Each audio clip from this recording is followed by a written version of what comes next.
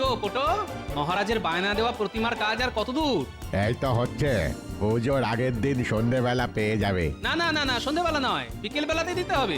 এবার এত তাড়াতাড়ি কেন? আরে এবার যে পুজোর দায় দায়িত্ব সব ছোটদের, আর ওদের খুব ইচ্ছে মনের মতো করে প্রতিমাকে সাজাবে। ঠিক আছে, বিকেল বেলাতেই দিয়ে দেব। আর দেখো প্রতিমার মুখটা যেন খুব ভালো হয়। ওসব নিয়ে কোনো চিন্তা করতে হবে না।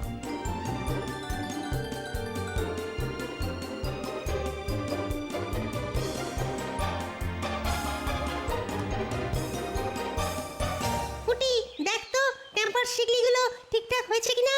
খুব ভালো হয়েছে। এবার দেখে বল তো আমার আলপনাটা কেমন হয়েছে। আরে হ্যাঁ রে বাবা হ্যাঁ, তোর আলপনা দারুণ হয়েছে, খুব সুন্দর হয়েছে। মা সরস্বতী এসে এখানেই বসবে বুঝি?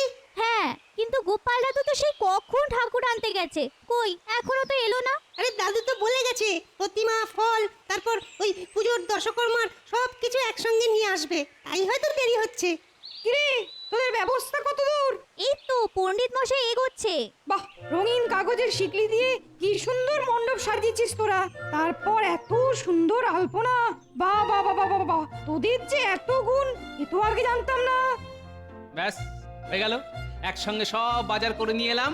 শুধু দই আর মিষ্টি আসবে কাল সকালে। রাজপণ্ডিত, আপনি কিন্তু দশকর্মার জিনিসগুলো ফর্দ অনুযায়ী একটু মিলিয়ে নেবেন। সে আমি ঠিক মিলিয়ে নেবো। দাদু, ও দাদু, ঠাকুর কোথায় গো? ঠাকুর আসছে আসছে, ওই দেখ। বাহ বাহ, কি সুন্দর ঠাকুর। কোথায় রাখবো?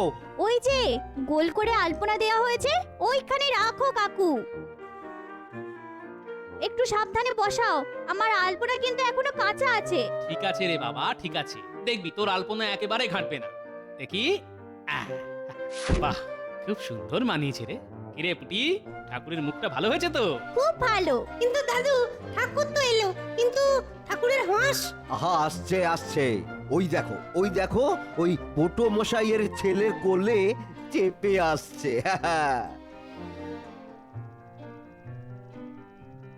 বাহ, কি সুন্দর হাঁস, ঠিক যেন জ্যান্ত।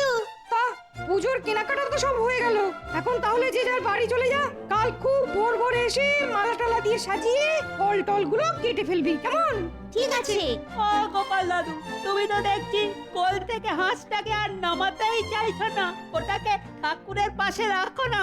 বড় মিষ্টি হাঁস রে, তাই এখন এটাকে বাড়িতে নিয়ে যাই। কাল ভোরে যখন আসবো তখন এটাকে আবার কোলে করে নিয়ে আসবো।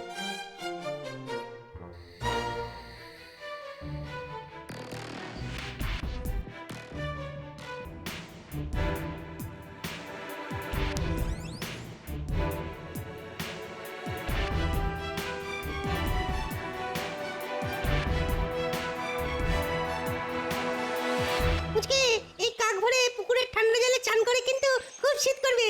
তুই তো আবার শীত কাতুরে।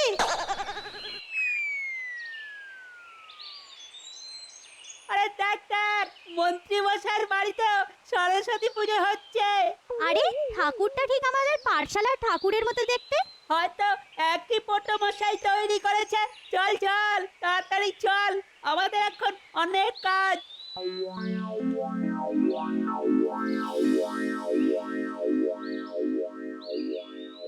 একেবারে ভোর ভোর চলে এলাম। তা পুজোর জোগাড় যন্ত্র কত দূর? আর জোগাড় যন্তর, তাকিয়ে দেখো পাঠশালার প্রতিমাই নেই। হ্যাঁ, সে কি? তাহলে তো এক্ষুনি মহারাজকে খবর দিতে হয়। জানো গোপাল দাদু, মন্ত্রী মশাইয়ের বাড়িতেও এবার পুজো হচ্ছে, আর ঠাকুরটা নাকি ঠিক আমাদের ঠাকুরের মতো দেখতে। কি বললি? মন্ত্রী মশাইয়ের বাড়িতে পুজো হচ্ছে, আর সেই ঠাকুর দেখতে ঠিক আমাদের ঠাকুরের মতো? এদিকে আমাদের ঠাকুর কে বা কারা নিয়ে পালিয়ে গেছে। সে কি? তাহলে কি হবে? একবার মন্ত্রী মশাইয়ের বাড়ি চল তো দেখি। রাজপণ্ডিত, আপনি মহারাজকে গিয়ে ডেকে নিয়ে আসুন। দেখো গোপাল, মুখ সামলে কথা বলবে। তুমি কি বলতে চাও? আমি পাঠশালার প্রতিমা চুরি করে এনেছি? আহা, কটা ঘটা থাকতে আপনি আর নিজে হাতে করতে যাবেন কেন বলুন তো? গোপাল, তুমি কি জানো মহারাজ আমাকে এই পুজো করার অনুমতি দিয়েছেন? দাদু, ঠাকুর তো এনে ওই কাঁচা আলপনার উপর বসানো হয়েছিল। এটা যদি আমাদের ঠাকুর হয়, তাহলে কাঠামোর নিচে নিশ্চয়ই আলপনার দাগ লেগে থাকবে। তাহলে তো একবার কাত করে দেখতে হয়। খবরদার, এই খবরদার, খবরদার, ঠাকুর কাজ করবি না। তোদের কাত করতে গেলে তো ঠাকুরকে একটু কাত করতেই হবে। এই এই তো কাঠামোর তলায় আলপনার সাদা রং লেগে রয়েছে, তার মানে এ ঠাকুর আমাদের। সাদা রঙের প্রমাণ হয় না যে এ ঠাকুর আমার নয়। এ রং তো ওটোর বাড়ি থেকেও লেগে আসতে পারে। ভালো ভালো, খুব ভালো যুক্তি। কিন্তু মন্ত্রী মশাই ঠাকুর কিনে এনেছেন, কিন্তু সঙ্গে হাঁস নেই কেন? বেটার ছেলেরা ঠিক ডুবিয়ে ছেড়েছে দেখছি। তাই তো হাঁস নেই কেন? কি করে থাকবে, হাঁস তো আমার কোলে। এই দেখুন। কিরে কটা এত কাঁচা কাজ করে এলি যে বাবা? ঠাকুর চুরি করার আনন্দে ঠাকুরের বাহনের কথাটাই ভুলে গেলি? ঘটা ঘটা আমাদের কোনো দোষ নেই মহারাজ, এই মন্ত্রী মশাইয়ের কথাতে আমরা এই কাজ করেছি। পাঠশালার পুজো বন্ধ করতে মন্ত্রী মশাই আমাদের দিয়ে এই কাজ করিয়েছেন। রক্ষীরা এখনই মন্ত্রী আর ঘটা ঘটাকে বন্দি করে কারাগারে নিয়ে যাও। আর রাত বাড়লে ওই তিনটেকেই শীতকালের কনকনে ঠান্ডা জলে পুকুরের মধ্যে চুবিয়ে রাখো। হ্যাঁ, এটাই ওদের শাস্তি। মহারাজ এবারের মতো ছেড়ে দিন মহারাজ, আমার বয়স হয়েছে। সারা কনকনে ঠান্ডা জলে চুবিয়ে রাখলে ঠান্ডায় যে আমি মরে যাবো মহারাজ। তোমার মতো লোকের না মরাই ভালো। চলো গোপাল, চলো পাঠশালায় চলো। বাবা, আজ তোমার জন্যই সবকিছু রক্ষে হলো। আমার জন্য নয় মহারাজ, যা কিছু হলো সব এই হংস বাবাজির জন্য। ভাগ্যিস কাল এটাকে কোলে করে বাড়ি নিয়ে গিয়েছিলাম।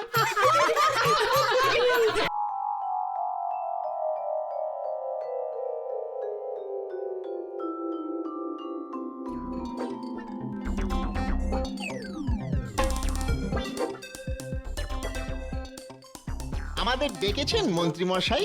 হ্যাঁ রে শোন, কথা আছে। বলছি কি যে কদিন পরেই তো সরস্বতী পুজো। তাতে আর আমাদের কি? আমরা তো আর ওই লেখাপড়া জানি না, আর ওই পুষ্পাঞ্জলিও দেব না। কথার মাঝে এমন ফটাং ফটাং করে কথা বলিস না, শুনলে না গা পিত্তি জ্বলে যায়। আহা, রাগ করছেন কেন মন্ত্রী মশাই? ঘটার ঘটে যে বুদ্ধি কম সে তো আপনি ভালো করেই জানেন। কোথায় যে কি বলতে হয় মুখ্যটা সেটাও জানে না, তাই ওর কথায় কান্না দিয়ে বলুন তো কি বলতে চান। ভাবছি এবার আমার বাড়িতে সরস্বতী পুজো করব। আপনার বাড়িতে সরস্বতী পুজো? বাহ বাহ বাহ বাহ বাহ, খুব ভালো কথা। আমরা এসে পেট ভরে প্রসাদ খাবো। কিন্তু মন্ত্রী মশাই হঠাৎ করে সরস্বতী পুজো করবেন কেন? তাতে তো বিস্তর খরচ। আপনি তো আবার বাঁ হাতের রোজগারে বিশ্বাসী, খরচ করছেন না। ঘটার সঙ্গে থাকতে থাকতে না তুইও দেখছি দিনকে দিন একটা ছাগল হয়ে যাচ্ছে রে। নিজের পয়সায় পুজো করতে যাব কেন? পুজো করব মহারাজের পয়সায়, আর পুজো করার সুবাদে একটু ভালো মন্দ খাওয়া দাওয়া আর কিছু পয়সা ট্যাকস্ত করে নেব। কিরে, কিছু বুঝলি? কি করে বুঝবো বলুন? আপনার কথায় না আছে লেজা, না আছে মুড়ো, মধ্যিখান থেকে বললে কিছু আর ধরা যায়?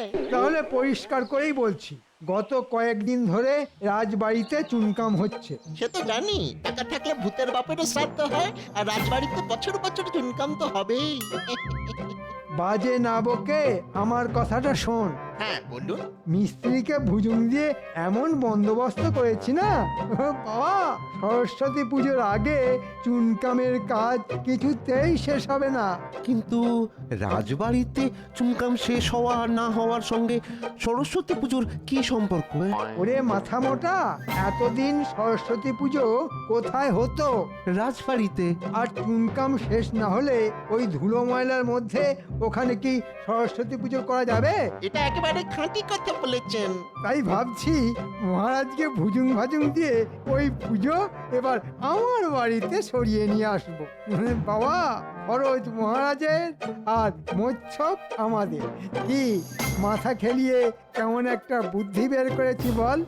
বাবারে বাবারে বাবা, কি জমাটে বুদ্ধি! মন্ত্রী মশাই, মাঝে মাঝে মনে হয় আপনার মাথাটাই শুধু সোনা দিয়ে বাঁধানো নয়, মাথার ভেতরের কলকবজাগুলো সব সোনা দিয়ে তৈরি। তা বলুন আমাদের কি করতে হবে? রাজবাড়ির পুজো আমার বাড়িতে চলে এলে তোদের কিন্তু খুব খাটাখাটুনি করতে হবে। মনে রাখবি, গোপাল যেন এর ভেতর একেবারে মাথা গলাতে না পারে। আপনি কোনো চিন্তা করবেন না, আমরা তো আছি, আপনার অন্ধের জ্যোষ্ঠী আর অন্ধকারের আলো। আমরা ভালো, আপনি কালো না, মানে আপনিও ভালো।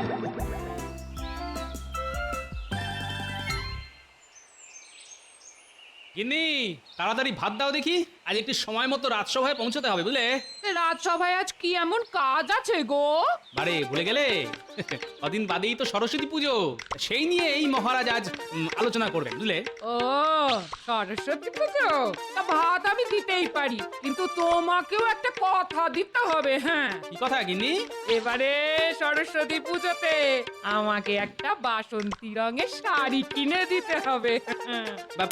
বাসন্তী রঙের শাড়ি তোমাকে? বারে, আমার বুঝি বাসন্তী রঙের শাড়ি পরতে স্বাদ হয় না? তুমি তো ফি বছর পুটিকে বাসন্তী রঙের শাড়ি কিনে দাও। হ্যাঁ দিই তো। তাহলে এবছর আমাকেও কিনে দিতে হবে। হ্যাঁ, এই বলে দিলাম। না, দিতে কোনো আপত্তি নেই, তবে কি না ওই বাসন্তী রঙের শাড়ির সঙ্গে একটা বর্ণ পরিচয় কিনে দেবো। হ্যাঁ, বয়ে বাসন্তী শাড়ি আর বয়ে বর্ণ পরিচয়, রোজ সকাল সন্ধে বই খুলে পড়তে বসবে। হ্যাঁ মরণ আমার, এই বয়সে আমি পড়তে বসবো? হ্যাঁ বসবেই তো। বলি সরস্বতী পুজোর দিন বাসন্তী রঙের শাড়ি পরে কারা? যেসব খুকিরা পড়াশোনা করে তা। তাই বাসন্তী রঙের শাড়ি পেতে হলে মন দিয়ে পড়াশোনা করতে হবে, দুবেলা আমায় পড়া দিতে হবে।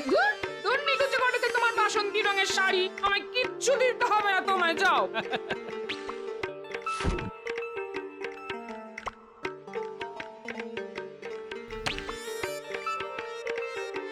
আরে ভাতের হাঁড়ি নামিয়ে নিয়ে চলে যাচ্ছ কোথায়? আরে ও গিন্নি, আমার ভাত দিচ্ছি। আচ্ছা ঝামেলা, এক্ষুনি তো প্রলয় কাণ্ড ঘটিয়ে ছাড়বে না।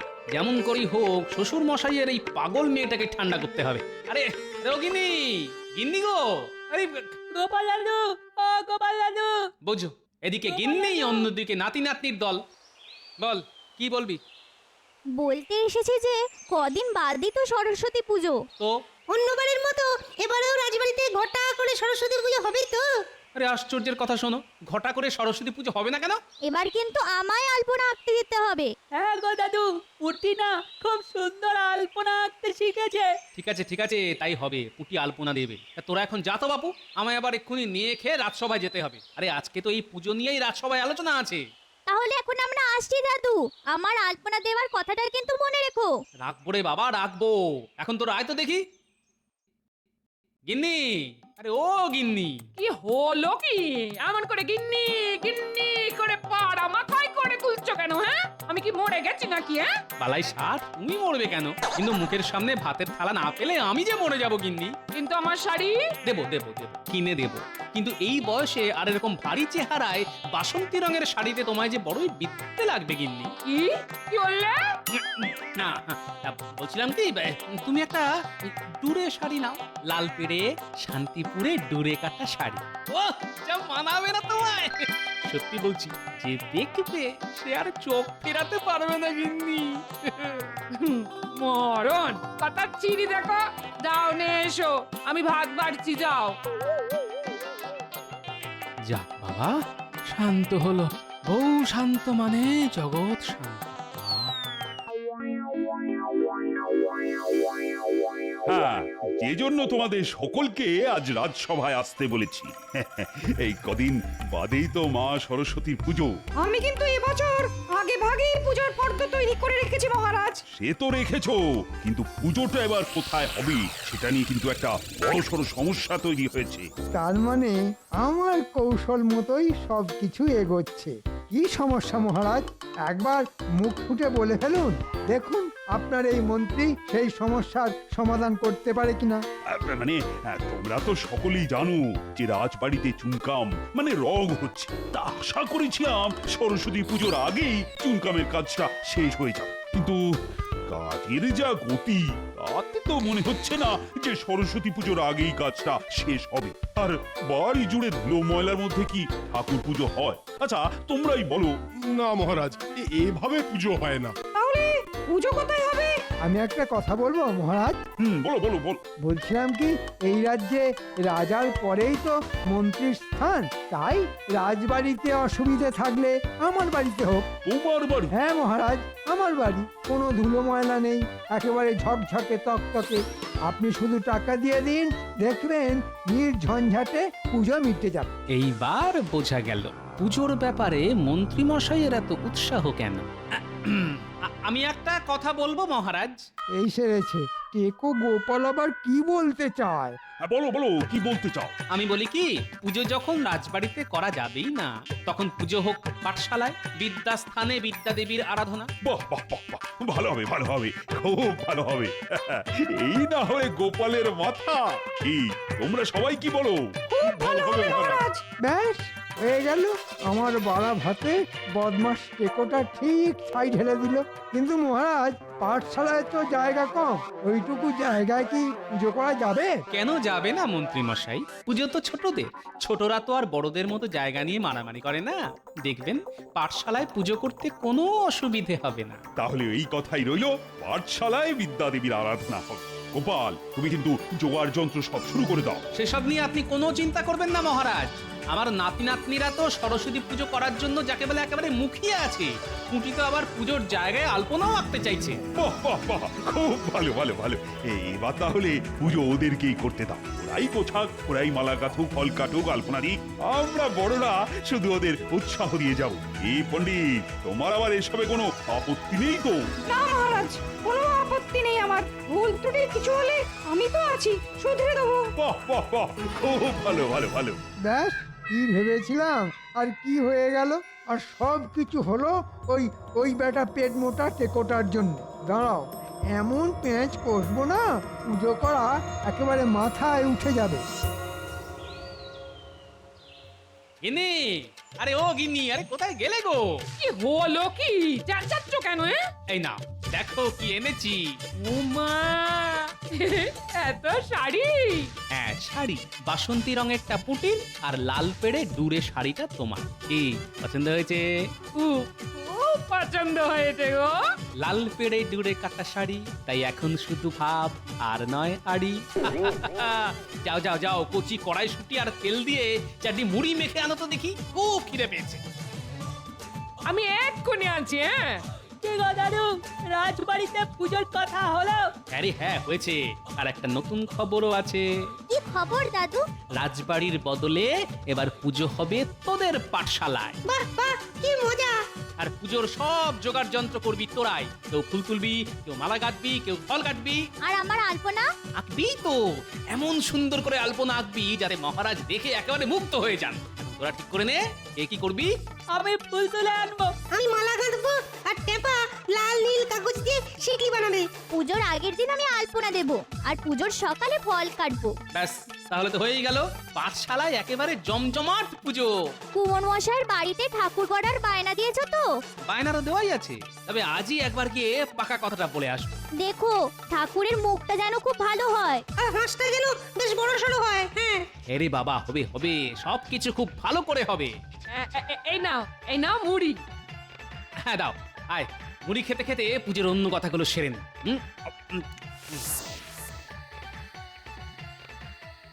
তাহলে আর কি হবে, চল ঘটা, শীতের সন্ধ্যায় কাঁথায় মুড়ি দিয়ে শুয়ে পড়ি। কেন কেন, কাঁথা মুড়ি দিয়ে শোয়ার কথা আসছে কেন? বারে, আপনি তো বললেন যে পুজো হচ্ছে পাঠশালায়, আর আপনার সব আশা ভাসিয়ে দিয়ে মহারাজ সব দায় দায়িত্ব ওই গোপাল আর তার নাতি নাতনিদের দিয়ে দিয়েছেন। হ্যাঁ, যতই দায় দায়িত্ব দিক না কেন, শেষ অবধি ওই পুজো হবে না। মানে আমি সবকিছু ভন্ডুল করে দেব। মানে? আয়, চুপি চুপি বলি, আয়।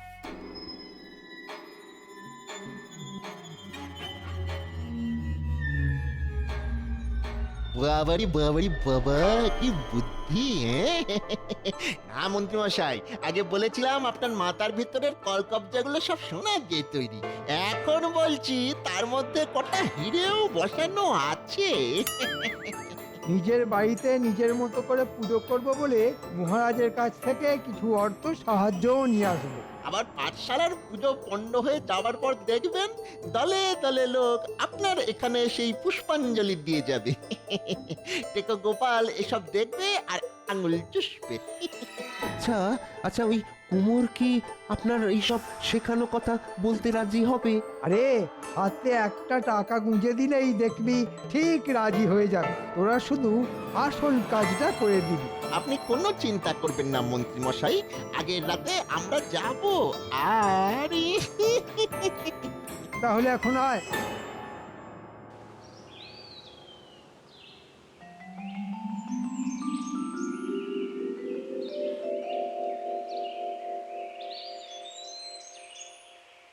তা তো প্রণাম মহারাজ। আরে মন্ত্রী যে, বলো কি বলবে? আগে মহারাজ, কাল রাতে একটা কাণ্ড হয়েছে। কাণ্ড? কি আবার কাণ্ড? রাতের বেলা ঘুমের মধ্যে আপনার বৌমা স্বপ্নে মা সরস্বতীকে দেখেছে। হ্যাঁ? মা সরস্বতী স্বপ্ন? এ তো খুব পুণ্যের কথা। স্বপ্নে মা নাকি পুজো চেয়েছেন। তাহলে করে ফেলো। কিন্তু কি করে করব মহারাজ? ছোটখাটো করে করতে গেলেও তো অর্থের দরকার। এদিকে আমার হাত যে একেবারে খালি। ঠিক আছে ঠিক আছে, সেসব নিয়ে চিন্তা করতে হবে না। যা যা দরকার হবে বলো, আমি দিয়ে দেব। আপনি আমাকে বাঁচালেন মহারাজ। এই মুহূর্তে আমার পুজো করার সামর্থ্য নেই শুনে আপনার বৌমা এমন কান্নাকাটি করতে শুরু করে দিয়েছে যে কি বলবো। না না, তাকে কান্নাকাটি করতে বারণ করে দাও। আরে আমি আছি তো নাকি? সেটাই তো আমার সব থেকে বড় ভরসা মহারাজ। প্রাচীন বটগাছের মতো এমন মাথার ওপর পাতার ছাতা ধরে দাঁড়িয়ে আছেন যে একটুও রোদের তাত লাগে না। আপনি তো আর বুঝতে পারলেন না, হাল কেটে কত বড় কুমিরকে ঢুকতে দিলেন। তাহলে তাহলে আমি আমি আসি মহারাজ। হ্যাঁ হ্যাঁ, এসো এসো।